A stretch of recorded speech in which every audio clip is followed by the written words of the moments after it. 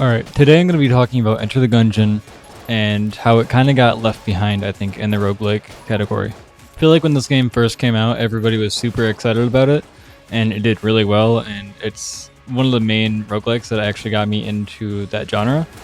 But then as time has gone on, now that we're in the big 2026, I feel like I don't see very many people talking about Enter the Gungeon, and I think that's a real shame. This is the game that sat at the very bottom of my Steam library for a really long time, and I only just recently got around to beating it. If you've taken any time at all to look through my YouTube channel, it's pretty apparent that roguelikes are one of my favorite types of games, and it's kind of surprising that it took me this long to actually play through and beat Enter the Gungeon. It's not that I hadn't played it before, I'd played it before a couple times, and I thought it was really fun, I just had never actually fully committed to finishing the game. And I'm also aware that this game has like a true ending that I did not get in this video. If that's something that you want to see me do, I'm not opposed to doing it, but I simply didn't have the time to get that true ending in a video that was needing to be out this quickly. Also, real quick, while you've watched me fight the first boss in the game, I just wanted to say that my last video blew up so much more than I ever thought that it would. When I first posted it, it really didn't catch too much. It had like, I think 30 views for at least the first 2 days that I had posted it. And then I woke up one day and I was up like 160 subscribers, and that video now has 3K views, and it actually hit the insane like goal of 400 that I had put in that video. So anybody that was subscribing or watching the video, I thank you so much. I didn't expect it to be that big of a hit, and I will most definitely be posting a part 2 to the Satisfactory Sushi video. I just wanted to get this out real quick because that's going to take a little bit of time for me to work on. But thank you so much to everybody that subscribed or liked or even watched that video. It means the world to me. But with that, you can see that I died in my first run, and I'm now right back to fighting the first boss again, which is Gatlingle. There are other first bosses, and I fought quite a few of them in this video, but I just happened to choose the recording where I was fighting Gatlingle again. And I also think he's probably one of the easier first bosses in the game. Aesthetically, I really like King Bullet, or Bullet King, or whatever his name is. You guys know who I'm talking about. I like him quite a bit, and I don't think his fight is as challenging, but I still think he's a good first boss. And I actually really like the like slime boss that you fight in the secret area of this game, like the first secret chamber that you can go to. I like that boss fight quite a bit, but like I said, I just happened to choose the Gatlingle footage. But with that, I picked up one of the worst guns in the entire game, which is the little water gun that I got, and we can finally fight the Amoconda, which is actually a boss fight that I had a lot of fun with. I know a lot of people don't enjoy it, and then it kind of gets a lot of hate online, and I'm not really sure why, to be completely honest. But it's certainly not my favorite boss fight, but every time I see it, I get a little bit excited because I think it's a fun fight to do, and it's also, I'll be honest, I think it's one of the easier ones as well. But while I'm fighting him, it kind of just reminds me of a talking point that I wanted to make in this video, and it's that I think every boss fight in this game feels super unique, and I don't really think there are too many of them, or really any of them at all, that feel similar or the same to each other. Even though it is a shoot 'em up and like a bullet hell, it's not a shoot 'em up, I don't know why I said that. But even though it's like a bullet hell game, so you would think a lot of them would be similar, I think every boss fight, and to go beyond that, I think every enemy really feels like they're very unique, and every encounter kind of feels like it's its own thing. And I think that's something that not all game developers are able to capture, so it's part of the reason that I like Enter the Gungeon so much. And to kind of expand on that point, I feel the same way about most of the weapons. You could argue that like the Shotgun of Hate and the Shotgun of Love are kind of really similar, but for the most part, I think all the guns feel unique and they have a lot of personality to them, especially the gun that I just picked up, which is the Siren. This gun's great. I think I actually prefer the Shotgun Full of Hate and the Shotgun Full of Love more, but that's because those are, in my opinion, like S-tier guns. But shotguns in general in this game are probably my favorite type to use, except for one that I'll get to later. And that brings me to the Cannonball boss fight, which a lot of people kind of like Amoconda, but I feel like it's more so with the boss fight like this. A lot of people complain about this boss fight and that he has too much health and he's just kind of a general nuisance. I actually haven't heard that many good things about this boss fight online at all. And I've got to say, some of the points I agree with. I do think he has quite an excessive amount of health, but the overall flow of the fight, I think it's pretty simple and it's really easy to learn. So you could argue that it goes on for too long, but you could also argue, not to say it's like skill issue, but you could also argue that you just need to learn the flow of the fight better and it won't be as bad. I don't think any of the moves that he has are particularly difficult to dodge. I just think it's one of the boss fights that the first like 2 or 3 times that you fight him, it's going to be difficult, and past that, you probably shouldn't be struggling with it too much. I'm realizing now as I'm editing this that I said all that stuff while also dropping all the way down to 1 heart during that boss fight, but that was my first time fighting him, so you got to keep that into account. Now, an enemy that I constantly have a problem with to this day is this little like shotgun Grim Reaper guy. I don't think, at least to my knowledge, I don't think you can kill him like just by shooting him. I think he just goes away at the end of the level that you're currently in. And I always struggle with him so much. I've gotten better now, like the more that I've played the game, but right at the beginning, and like I said, even up until now, I struggled with this enemy so much, but I also think it's one of the cooler enemies. I like that you can't kill him and that he's just kind of always in the arena until you kill the rest of the enemies. And I think he's one of the cooler design ones too. Well, I have a little bit of time to talk and I'm not doing anything too exciting in the video. I wanted to bring up the fact that because my last video blew up so much and I got so much positive feedback from that video, like so much more than I ever thought that I would, I just wanted to bring up the point that I did, because of that video, make a Patreon. I was going to wait until at least 200 people had subscribed to me in order to do that, but one, we're above 300 now, and also that video did so good that I decided it was warranted. But anyways, if you watched this far in the video, I presume that you at least enjoy my content a good amount. And I just want to say that I did link my Patreon in the description, and if it's something that you'd be interested in, it's only $1 a month, which if you can't afford that, that's totally understandable. This economy is honestly awful, so I'm not saying it's required at all, obviously, but I will say that since I've quit my job, I've been a little bit broke, and I'm not making money off YouTube yet. So anything that you can give really does help, and I appreciate it so much, and it does go directly towards me making longer and better videos for you guys.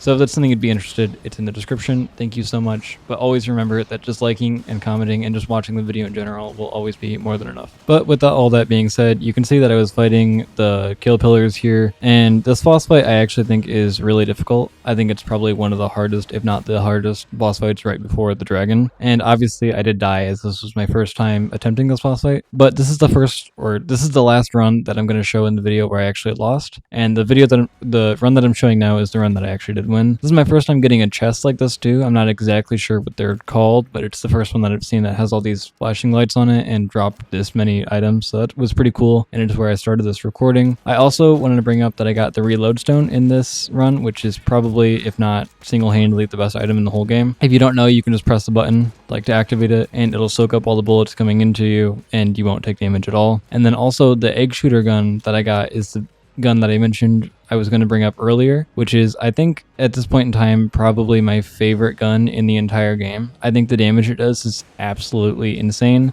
and it's kind of funny because you're shooting eggs, so you would think that the damage wouldn't be that good, but this is probably the best damage that I've ever seen from a weapon, except for maybe the one that I used to kill the dragon with. I used the incinerator beam, whatever it's called. I actually don't remember. I recorded this game a little bit ago. But the beam weapon, it shoots like a red laser beam. That was probably like the highest damage I had seen, and I did save that exclusively for the dragon fight. But I just wanted to bring up the fact that I really like the egg weapon, and aesthetically, and just to use it for like room clearing and boss fights, I think it's the most well-rounded and my favorite weapon currently. I'm also doing this little mini boss fight, which I didn't even know was a thing. Once again, I don't really have much experience in Enter the Gungeon, but it is a game that I really enjoy. And I kind of like the fact that, at least as far as I know, you can't tell the difference between the boss door that leads into a mini boss fight and the boss door that leads into the actual final fight, so you kind of have to just be ready for it no matter what it is. Part of me does kind of wish that there was some kind of like reward that you got for beating the mini boss without getting hit like there is for a normal boss fight, but it doesn't seem like that exists, and that's totally cool. But we're finally at the fight right before the final fight, and this might be a little bit of a controversial opinion, but I actually think the High Priest is one of my least favorite fights in the whole game. And you would think that it would be one of the better ones, considering that it's right before the final boss and you're always fighting this, at least you should be, with an end game build. But I don't know if it's the fact that I used the reload stone once or twice during this fight, or if it's just that I naturally find this fight easy. But I didn't find it challenging, and I thought his moves were kind of lackluster. I think it's a little bit cool at the end of the fight where he pulls out the gun move that you just saw, and he does also disappear at one point in the fight like you're seeing now. But other than that, in my opinion, he just doesn't feel that unique, and he also doesn't feel like he's nearly challenging enough especially when compared to the other fights in that same league, like Kill Pillars. I don't think this guy is even remotely close to them. But regardless of the fact if I like the fight or not, it is one step closer to the final fight, and this also gives me a good time to show off this little shotgun shell gun that shoots shotguns, which one really threw me off guard at first, and I also thought was pretty funny. And it's also genuinely, I think it's probably my favorite shotgun in the game, even though it kind of, at least it comes off to me as a bit of a joke weapon. I genuinely think the damage that you get from this thing rivals most good shotguns. And then here you can see in this last shop, right before the dragon fight, I buy another half a heart and also, more importantly, the RPG, which I thought I would use a lot more in the dragon fight, but it actually ended up not being a gun that I used a whole lot. I think the RPG is a really cool gun, and especially if you're able to get it early on, I think the damage that it gets on a lot of the early bosses is pretty good. But considering how long it takes to reload, I don't think it's my favorite, and it certainly doesn't beat the egg gun, which will, in my opinion, probably forever be the best gun in the entire game.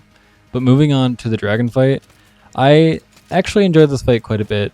I'm gonna be honest, when I watch people do the fight, it always looks really hard. Like whenever I'm watching people on YouTube, especially like all those years ago when I never even owned the game and I was just watching people play it for the first time, I always thought that the dragon fight was like the pinnacle of roguelike boss fights.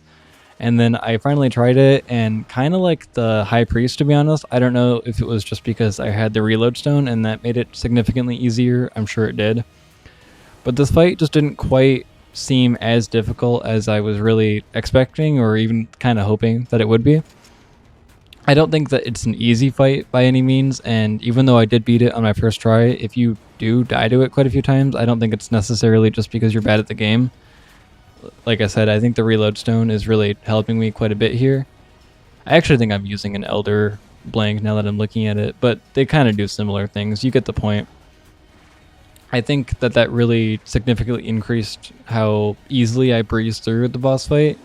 And even though he looks scarier in the second phase, and I know the comment section is going to flame me for wasting all this ammo when you can't damage him. I already posted a short about this fight, and people were really upset about it. Like I said, it was my first time, and I didn't actually know that you couldn't do damage until his heart opens. But regardless, even though this end of the fight looks scarier and he changes colors and everything, and it's the second phase, so you would expect it to be a lot harder, genuinely, I find the second phase of the dragon fight to be easier than the first phase was.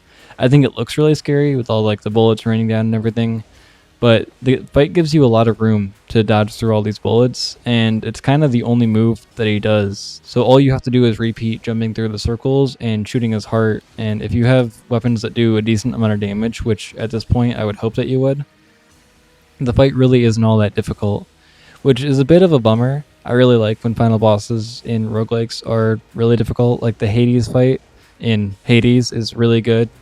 I think that's a great example of a final boss fight because it's really hard and the whole game leads up to it. And I feel like the aura, if you want to call that, of the dragon is like, he's got such a cool presence to him. It's such a cool looking boss fight. And I just think that the developers could have gone a little bit farther and made the fight a lot more difficult than it is. Maybe not a lot more difficult, but at least a little bit more difficult. Because I almost feel like it's a bit underwhelming. Like when I killed him here, I thought maybe he was going to go into like a third phase or something, but this is really just the end of the boss fight. And I do know that, like I said earlier, this game does have a like true ending that you can get, which I'm sure is a lot harder. And if that is something that you want to see, like I said, I am willing to do that. But considering that this is like the quote-unquote final boss fight of the game, I don't think it's nearly as hard as it should be. But anyways, with that little rant out of the way, you can see me falling off the map, which I only did for the achievement. I obviously did it on purpose. I didn't accidentally slip or anything. I wouldn't do something like that. But I hope that you all enjoyed this video. This is me beating Enter the Gungeon, and just kind of a video to point out the fact that I think more people should play this game, and I think it's kind of sad that this game sort of fell into irrelevancy. Also, due to the fact that this game is a little bit irrelevant, I'm not sure how good this video is going to do. If it could achieve even like a fraction of the success that my last video did, then I'll be happy with it. But with that, that was me playing Enter the Gungeon. I hope you all enjoyed, and I'll see you next time. Bye.